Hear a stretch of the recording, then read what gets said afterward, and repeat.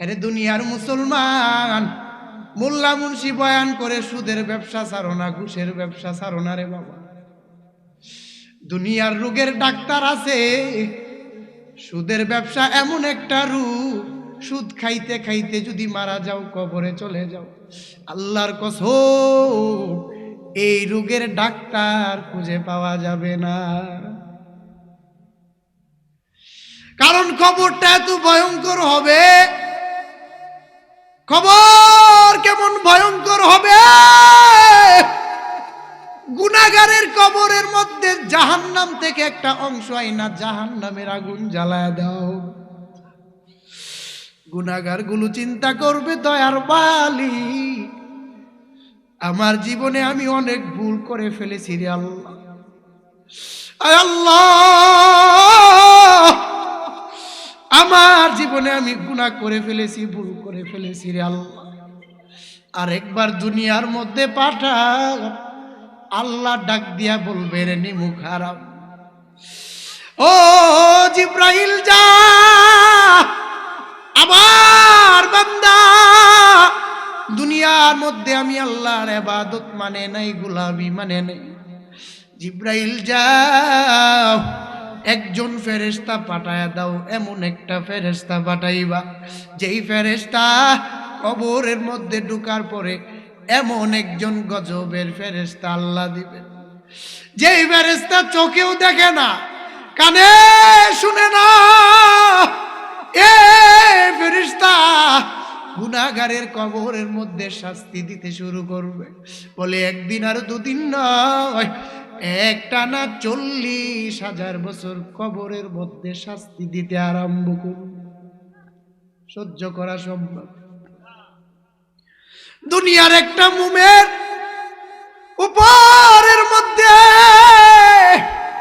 ও করিমগঞ্জ তালতলার মুসলমান, ঘরের ভিতরে গিয়া একটা মুমের উপরে হাতটা রাইখা দেই করে মুসলমান।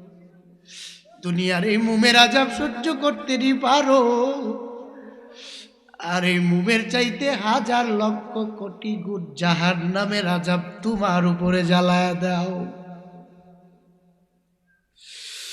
কেমন জাহান্নামের আযাব, কেমন কবরের আযাব! বান্দা একদিন আর দুদিন নয়, মুহাদ্দিসিনে কেরাম বলেছেন, লিখেছেন, কিয়ামতের 1 ঘন্টা 1 দিন আগেও যে দুনিয়া থেকে বিদায় নিবে, এই ব্যক্তিটাকেও কবরের মধ্যে 40,000 বছর থাকতে হবে।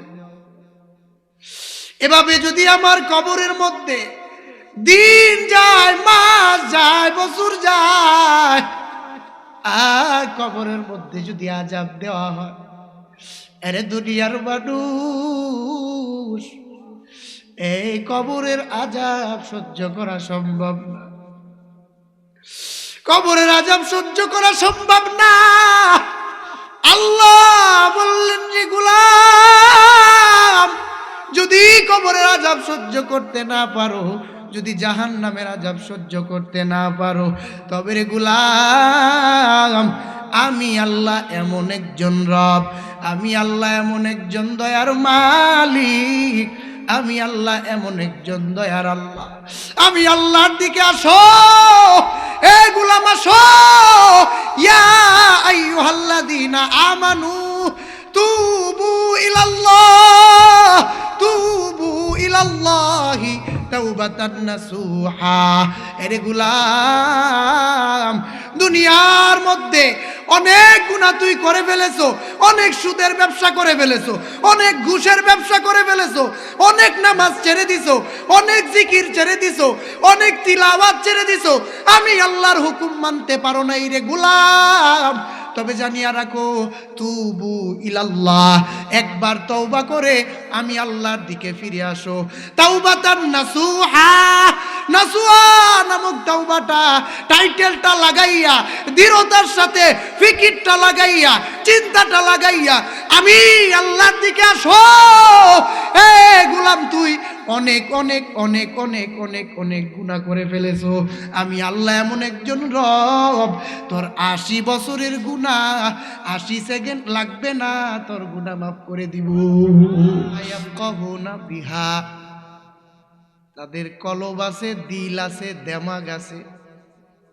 এই দিল দেমাগ থাকার কারণে কোনটা ভালো এবং খারাপ যাচাই করে না। আমি আল্লাহ এই জন্যই কিছু মানুষকে জাহান্নামের আগুনে জ্বালাইব। প্রথম নাম্বার কারণ, দিল আছে, দেমাগ আছে, কিন্তু মানুষ চিন্তা করে না, এই জন্য জাহান্নামের আগুনে আল্লাহ জ্বালাইবেন। দ্বিতীয় নাম্বার কারণ, ওয়ালাহুম আ'য়ুনুল লা ইউবসিরুনা বিহা,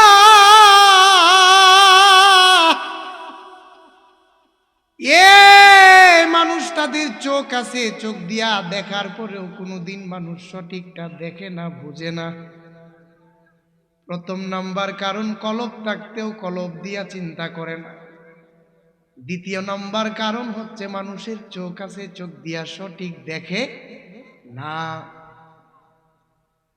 ওয়ালাহুম আযানুল লা ইয়াসমাউনা বিহা,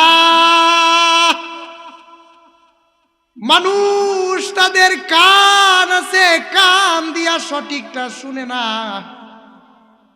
মোল্লা মুন্সির বয়ান শোনার পরেও বহু বহু মানুষ আছে জিন্দেগিতে আমল করে না। বলেন এমন মানুষ সমাজের মধ্যে আছে না নাই? এরপর আল্লাহ জানায় দিলেন দুনিয়ার মানুষ, উলাইকা কাল আনআমি বাল হুম আদাল, উলাইকা কাল আনআমি বাল হুম আদাল। কিছু মানুষ দুনিয়ার মধ্যে চতুষ্পদ জন্তু থেকে খারাপ। কয় শুধু চতুষ্পদ জন্তুর মতো খারাপ না, বাল হুম আদাল, কিছু মানুষ জমিনের মধ্যে আছে, এরা 4 পাওয়ালা জানোয়ারের চাইতেও খারাপ। যে আল্লাহ বলেন মানুষের মতো দামি আর সম্মানী কেউ নাই, মানুষ এত দাম, মানুষের এত সম্মান, আল্লাহ আয়াতের অংশে বলছেন মানুষের মতো দামি আর সম্মানী কেউ নাই। আবার দ্বিতীয় আয়াতে আল্লাহ বললেন কিছু মানুষ জমিনের মধ্যে আছে, এরা জানোয়ারের মতো। শুধু জানোয়ারের মতো না, বালহুম আদল, চতুষ্পদ জানোয়ারের চাইতেও খারাপ। এখন আমরা সেই মানুষের মধ্যে আসি অথবা না আসি, এটাও তো বোঝার দরকার আছে। ইকুটা কমান, ইকু হয়ে গেছে, ইকু একটু কমান, কথা বাইরেই কেড়ে। আল্লাহ প্রথম জানায় দিলেন লাহুম কুলুবুল লা ইয়াফকাহুনা বিহা। এই বিষয়টা আসেন আমরা একটু গবেষণা করি। আল্লাহ যে ভিতরে দেমাগ দিছে, দিল দিছে, এরপরেও মানুষ চিন্তা করে না। এই চিন্তা না করার কারণে আল্লাহ অধিকাংশ মানুষকে জাহান্নামে জ্বালাবেন। কয় মানুষ কিসের চিন্তা করে না? কথার কথা, জাউতলার বাজারের মধ্যে এমন একটা দোকান আছে, যে দোকানের খাবার খাওয়ার পরেও, খাবার খাওয়া মাত্রই মানুষ মারা যায়। বলেন এই দোকানের মধ্যে মানুষ ঢুকবে নি? কথা কয় না, ঢুকবে। কারণ মানুষ জানতেছেন খাবার খাওয়ার পর দুনিয়ার মধ্যে আমি বেঁচে থাকতে পারবো না। কলব দিয়ে চিন্তার পরে মানুষ এই খাবার জীবনেও খাবে না। মানুষ দুনিয়ার মধ্যে এই যে চিন্তা আর ফিকির লাগাইছেন, খাবার খাওয়ার পর মারা যাওয়ার পরে এই খাবার মানুষের মুখের ভিতরে ঢোকাবে না। আল্লাহ পাক শুকুরের গুস্তু হারাম করছেন, কেউ শুকর জীবনেও খায় না, কারণ বুঝে শুকরের গুস্তু ভালো লাগে না। কুত্তা আল্লাহ হারাম ঘোষণা করেছেন, কেউ কুকুরের গুস্তু জীবনেও খায় না। এখন আল্লাহ দুনিয়ার মধ্যে সুদ খাওয়াও আল্লাহ হারাম ঘোষণা করেছেন। এখন আমাদের সমাজে সুদখোর আছে না নাই? হালকা আরেকটু একটু হালকা হালকা হালকা হালকা।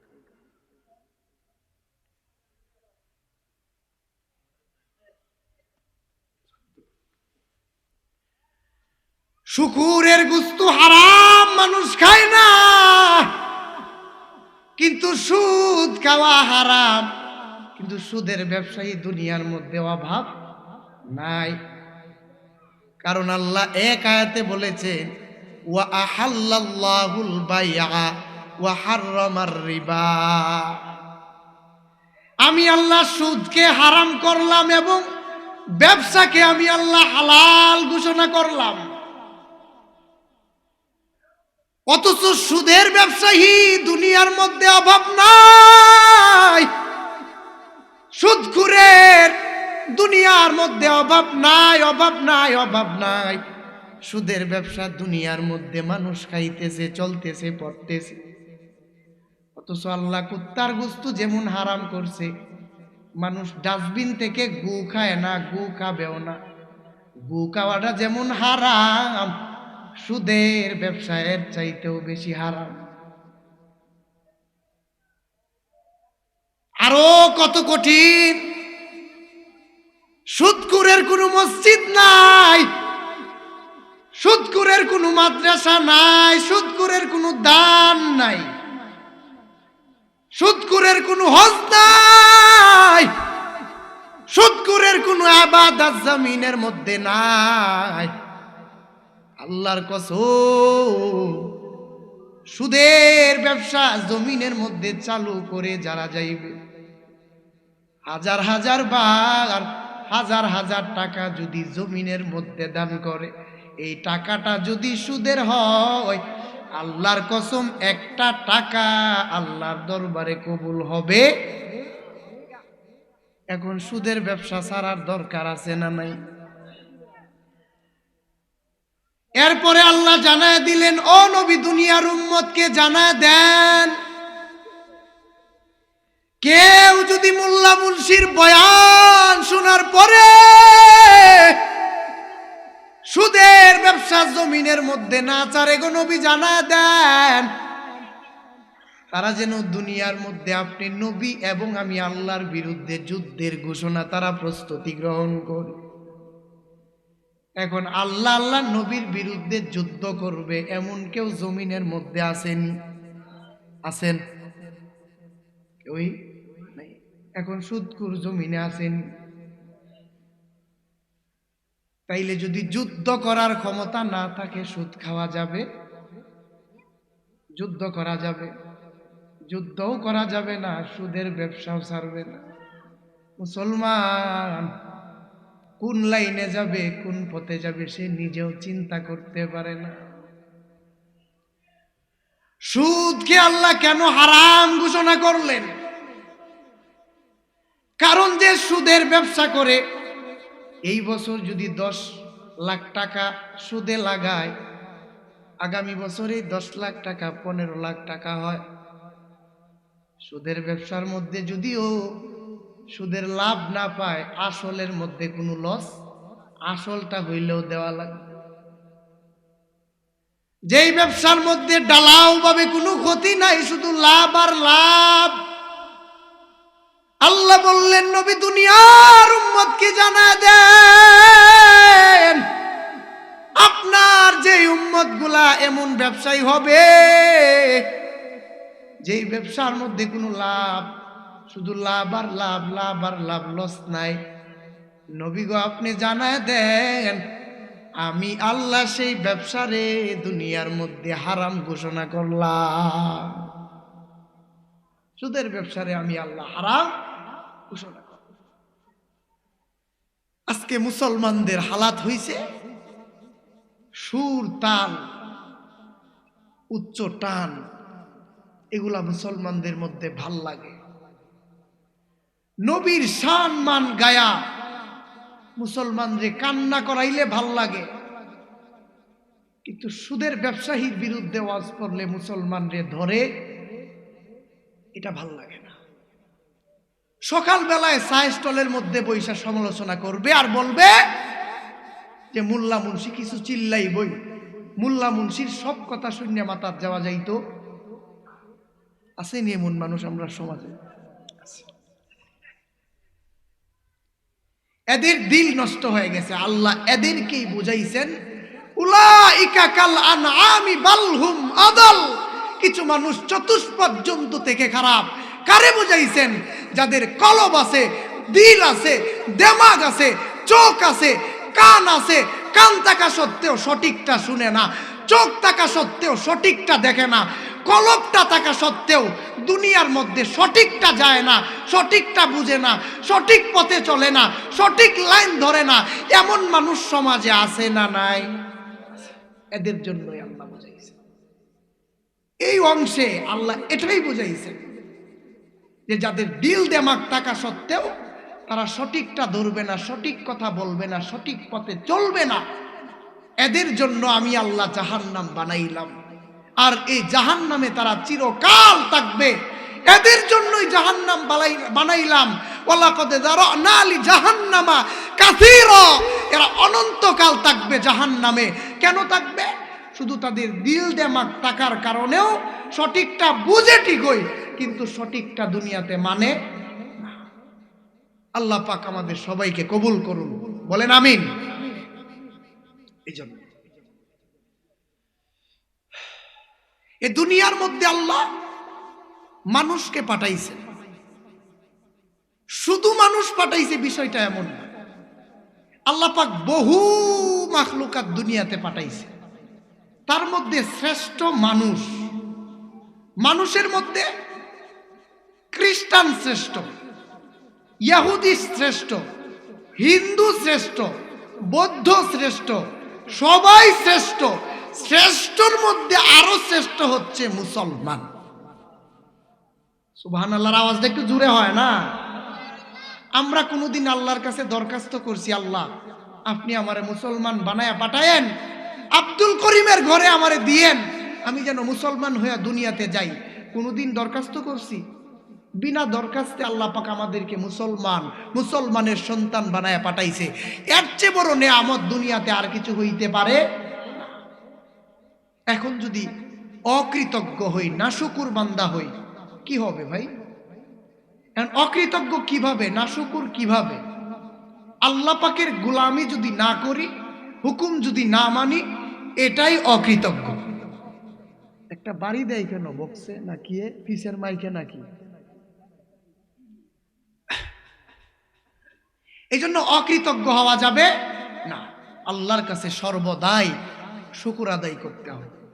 কারণ আল্লাহ বলছেন, লা ইন শাকারতুম লা আযীদান্নাকুম ওয়া লা ইন কাফারতুম ইন্না আযাবী লাশাদীদ। লা ইন শাকারতুম লা আযীদান্নাকুম। তোমরা যদি দুনিয়ার মধ্যে আমি আল্লাহর নিয়ামত পাওয়ার পরে, ধরার পরে শুকর আদায় করো, লা আযীদান্নাকুম, আমি আল্লাহ ওয়াদা জানায় দিলাম তোমাদের নিয়ামত দুনিয়ার মধ্যে বাড়ায় দিব। আমি আল্লাহ দুনিয়ার মধ্যে তোমাদের নিয়ামত বাড়ায় দিব রে গোলাম। আর যদি আমি আল্লাহর কাছে না শুকুর করো, না শুকুর বান্দা হও রে গোলাম, ওয়ালা ইন কাফারতুম ইন্না আযাবী লাশাদীদ। আমি আল্লাহর নিয়ামত যদি দুনিয়ার মধ্যে আদায় না করো রে গোলাম, নিয়ামত পাওয়ার পরে যদি না শুকর করো, ওয়ালা ইন কাফারতুম ইন্না আযাবি লাশাদীদ, নিশ্চয় আমি আল্লাহ তোমাদের জন্য এমন আযাব রাখছি, এমন আযাব তোমাদের মধ্যে দিব যা বান্দা তুমি জীবনেও কল্পনা করতে পারো না। এজন্য সুখে দুঃখে নিয়ামতের শুকরিয়া আদায় করব একজনের, তিনি কে? নিয়ামত এমন একটা জিনিস, ও দুনিয়ার গোলাম জানো, আল্লাহ দুনিয়ার মধ্যে তোমারে কেমন নিয়ামত দান করেছেন রে গোলাম, যা তুমি জীবনেও ভাবো নাই, কল্পনাও করতে পারো নাই। এ গোলাম একবার তাকায় দেখ, তোমার আমার হাত যে জমিনের মধ্যে আল্লাহ দিলেন, এই হাতটা কত বড় নিয়ামত। এই যে দুইটা পা দিলেন, দুইটা পা কত বড় নিয়ামত, কোনদিন চিন্তা করেছেন? এই চোখ আল্লাহ দিয়েছেন, কান আল্লাহ দিয়েছেন রে গোলাম, একদিনও কি তুমি চিন্তা লাগাইছো? একদিনও কি ফিকির করেছো আল্লাহ কত নিয়ামত এই জমিনের মধ্যে তোমারে দিছে? এ দুনিয়ার মানুষ, এ তালতলা করিমগঞ্জের মুসলমান, আমাদের সমাজে এমন মানুষ আছে দেখবেন, তিন রাস্তার মোড়ে দাঁড়ায় দাঁড়ায় ভিক্ষা করে আর বলে, ও ভাই আমার দুইটা হাত নাই, আমি দুনিয়ার মধ্যে হাত দিয়া জীবনেও কিছু করতে পারি। ও দুনিয়ার ভাই, ও ভাই গো ভাই, দুনিয়ার বাজার করে যাইতেছো, পারলে আখেরাতের বাজারটা করে যাও, আবারে 5টা আর 10টা টাকা দান করে যাও। বলেন তিন রাস্তার মোড়ে দাঁড়ায় ভিক্ষা করে এমন মানুষ আছে না নাই? ও গোলাম একবার তাকায় দেখ, একবার চিন্তা করে দেখো, আল্লাহ তোমারে আমারে কত নিয়ামত দান করেছেন। এই দুইটা হাত আল্লাহ তোমারে আমারে দুনিয়ার মধ্যে সুন্দরভাবে দিয়েছেন। এই যে জবান দিয়া কথা বলতেছি, আমি মানুষ, একজন আরেকজনের কাছে কথা আদান প্রদান করি। কোনদিন কি জীবনে দেখেছেন দুইটা গরু একজন আরেকজন কথা আদান প্রদান করে সুখ দুঃখের গল্প করে? আছে? গরুটারে রশি দিয়া বেঁধে রাখছো, শরীরটা চুলকাইলেও তার হাত নাই, শরীরটা চুলকাইতে পারে না। পেটের মধ্যে ক্ষুধা লাগলেও কোনোদিন বলতে পারে না, রে গোলাম আমি তোরে এত সুন্দর জবান দিলাম, আমি তোরে সুন্দরভাবে হাত দিলাম, পা দিলাম রে গোলাম, মন চাইলে করো, মন চাইলে না করো, মন চাইলে ধরো, না চাইলে না ধরো। আরেকটা গরুর দিকে তাকায় দেখ, গরু কিন্তু আশরাফুল মাখলুকাত না রে গোলাম, তোরে আমি আল্লাহ শ্রেষ্ঠত্ব দিয়া বানাইলাম। এই গরুটা তোর গোলামি করবে, গরুর গোলামি তোরে করার জন্য পাঠাই। গোলাম রে তাকায় দেখ, দুনিয়ার সব কিছু বানাইলাম তোর জন্য, কিন্তু দুনিয়ার গোলামি করার জন্য তোরে আমি আল্লাহ বানাই নাই। আসমান আমি আল্লাহ বানাইলাম, চন্দ্র আমি আল্লাহ বানাইলাম, পাহাড় আমি আল্লাহ বানাইলাম, সূর্য বানাইলাম। বান্দারে পাহাড়, চন্দ্র, আসমান, জমিন সব তোর গোলামির জন্য বানাইলাম।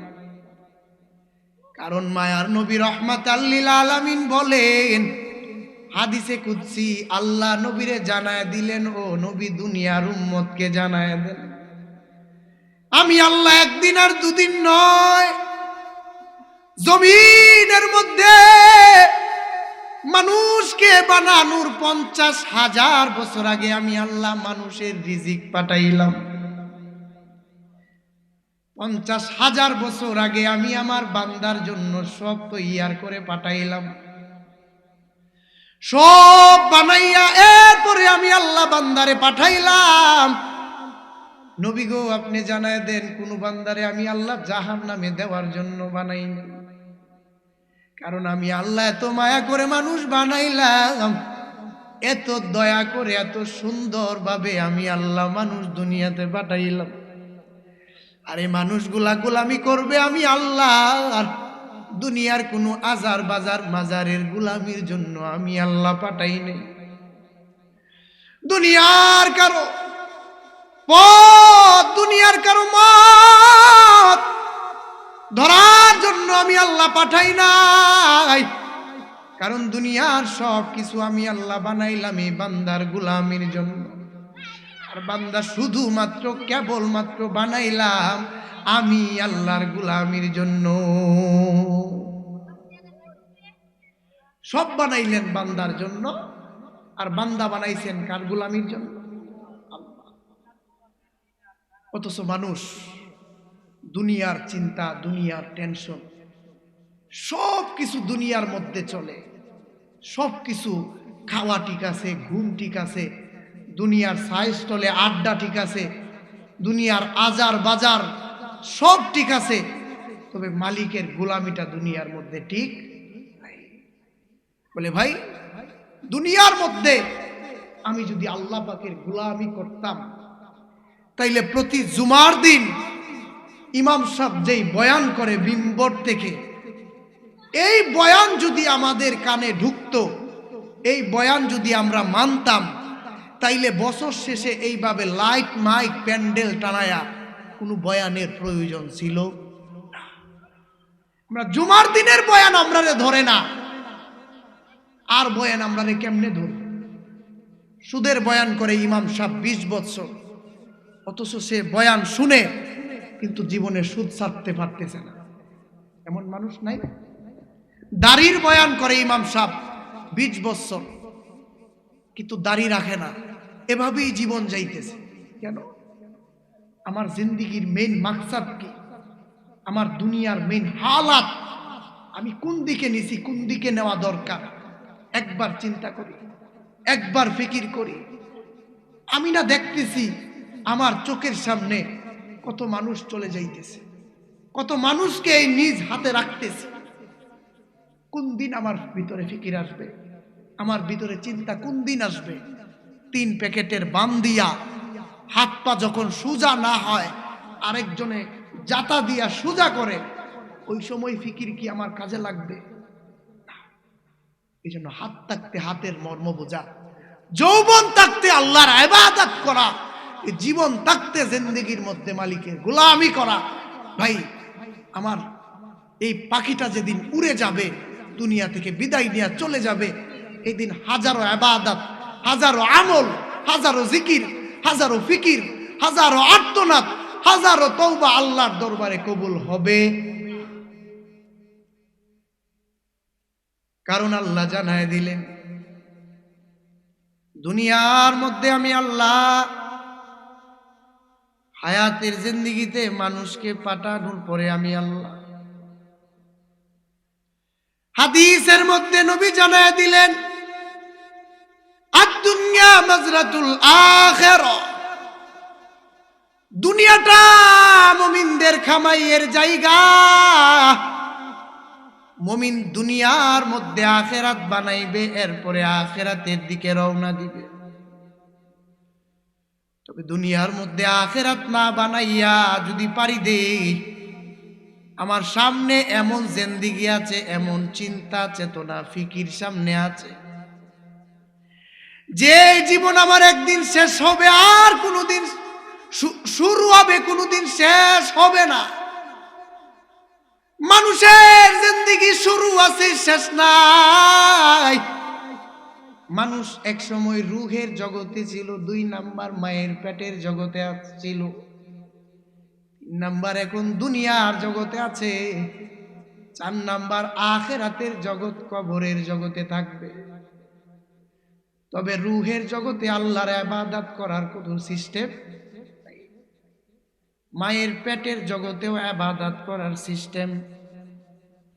3 নাম্বার জগৎ, দুনিয়ার জগতে আমি আমার বান্দারে পাঠাইলাম, পাঠানোর পর আমি আল্লাহ এমন পদ্ধতি বাতায় দিলাম, আমার বান্দা কোন দিকে যাবে, কোন পথ ধরবে, কোন পন্থা অবলম্বন করবে, এটা 3টা জগৎ চলে যাবে। রূহের জগৎ, মায়ের পেটের জগৎ, কবরের জগৎ।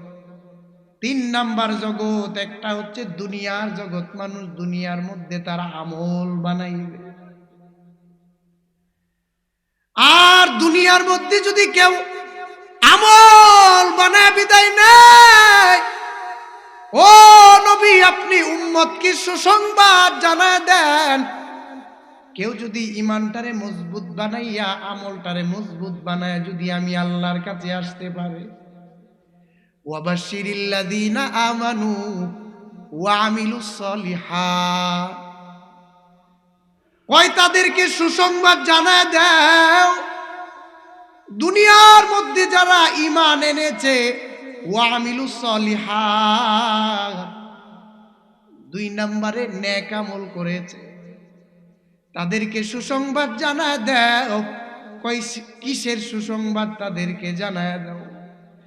আন্না লাহুম জান্নাতিন তাজরি মিন তাহতিহাল আনহার, নবী গো আপনি তাদেরকে সুসংবাদ জানায় দেন। কয় কেমন সুসংবাদ জানায় দেন?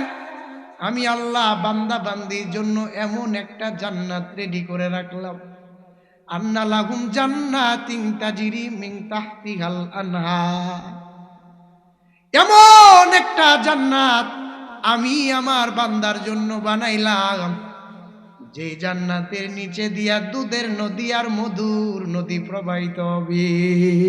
আল্লাহু আকবার। এই জান্নাতের আশা আছে না নাই? নামাজ পড়ে না পড়ে, সুদের ব্যবসা চাইরে না চাইরে, আরেক বেটার খেতে রাইল কাটতে না কাটতে, আরেক বেটার জমি হেরে বুঝায় দিয়া না দিয়া। আপনার দেশে কিছু শিখ নামে স্টোরি আছে, কয় কেমন শিখ না, এখন জ্বালা ফালাইছে, কয়েকদিন পরে র লাগাইব, ক্ষেতের মধ্যে মোটরের পানি দেয়। আব্দুল করিম ক্ষেতের মধ্যে মোটরের পানি দিয়া গেছে, সকালবেলা গিয়া দেখে ক্ষেতের মধ্যে মোটরের পানি নাই, শুধু মাটি আছে। সাথে হচ্ছে আব্দুল জব্বারের ক্ষেত। সকালবেলা ঘরের মধ্যে গিয়া জিগাই, আব্দুল জব্বার ভাই তরতাজা পানি আমি আসারের পরে দিয়ে আইছি ক্ষেতের মধ্যে, আমার ক্ষেতের পানি কই? সাথে তো আপনার এই ক্ষেত, আর কেউর ক্ষেত নাই। আব্দুল জব্বারে ডাক দিয়া কয়, আব্দুর রহিম ভাই আমি দেখছি কিছু কাকড়ায় আপনার ক্ষেতের আইলে দে ঘোরাফেরা করছে, মনে কাকড়া এই কামড়া রাইতে করছে। কাকড়া আর কাকড়া না, এ নিজে মেন কাকড়া হয়ে আমি নিজে আছে না নাই? মুসলমান দুনিয়ার মধ্যে পরের হকটা যেমন ভাল লাগে, এমন ভাবে আল্লাহর ইবাদতটা ভালো লাগে না। পরেরটা পাইলেই খাইতে চায়, এমন বেহায়া মুসলমান হইছে। সামনের ফেব্রুয়ারির 24 তারিখ রাজার নির্বাচন, লাল পানির চা খায়া ইমান বেচেলা এমন মানুষ আছে না নাই? এই বেটা তোর লাল পানির চার দাম কি তোর ইমানের সমান? একটা গরুর মাথাও তো বাজারের মধ্যে 1000 টাকা বিক্রি হয়, আর তোর মাথাটা নির্বাচনের আগের দিন 500 টাকা কেমনে বেচেলাস? নাই নাই, নির্বাচনের আগের দিন মেম্বার চেয়ারম্যান, আল্লাহু আকবার, এই মালিকের গোলামি করার দরকার আছে না নাই? বক্তায় বলছে শেষ করে দিই, শেষ মুহূর্তে একটা গজল টজল শোনায় শেষ করে দিই নাকি? এই সময়টা নাই, হ্যাঁ আছে এত যেহেতু শেষ করে দেওয়ার কথা বলতেছে একটা গজল শেষ মুহূর্তে ইনশাআল্লাহ শোনাই